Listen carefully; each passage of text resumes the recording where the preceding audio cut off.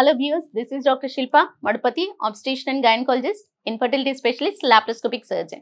ఈ రోజు నేను చెప్పదలుచుకున్న టాపిక్ వచ్చేసి ఒక ప్రెగ్నెంట్ ఉమెన్ ఎప్పుడు మేడం మేము సేఫ్ టు ట్రావెలింగ్ ఎప్పుడు చేయొచ్చు, ప్రెగ్నెంట్ అవ్వగానే ఫస్ట్ క్వశ్చన్ నేను ఎప్పుడు ట్రావెల్ చేయొచ్చు, నేను బయటకు వెళ్ళొచ్చా, ఈ క్వశ్చన్ ఫస్ట్ ఆఫ్ ఆల్ వస్తుంది. Pregnant women first of all is not safer to journey అండి. జర్నీ చేయడం ఎప్పుడు కూడా ప్రెగ్నెంట్ ఉమెన్ సేఫర్ కాదు.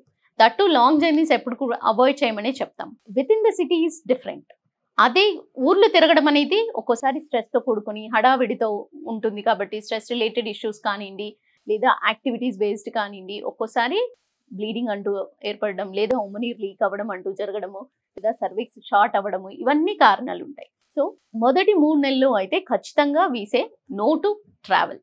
కంప్లీట్లీ ట్రావెలింగ్ అనేది మొదటి 3 నెలలు అవాయిడ్ చేయాలి.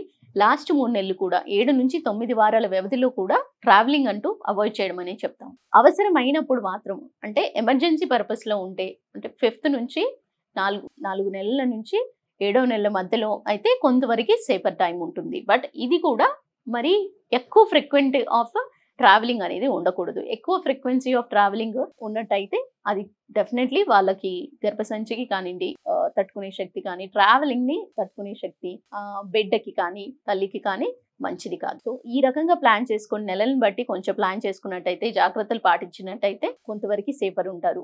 ఖచ్చితంగా కొన్ని సార్లు ఖచ్చితంగా ట్రావెల్ చేయాల్సిన అవసరము ఇలాంటివి ఉంటాయి కదా. సో అలాంటి వాళ్ళలో వచ్చేసి యుట్రస్ రిలాక్సెంట్ కానీ ఏదైనా కొన్ని మెడిసిన్స్ క్యారీ ఆన్ చేస్తూ, లేదా ప్రొజెస్ట్రాన్ సప్లిమెంట్స్ పెట్టుకుంటూ ట్రావెలింగ్ చేసినట్టయితే కొంతవరకు సేఫ్గా ఉండగలుగుతారు.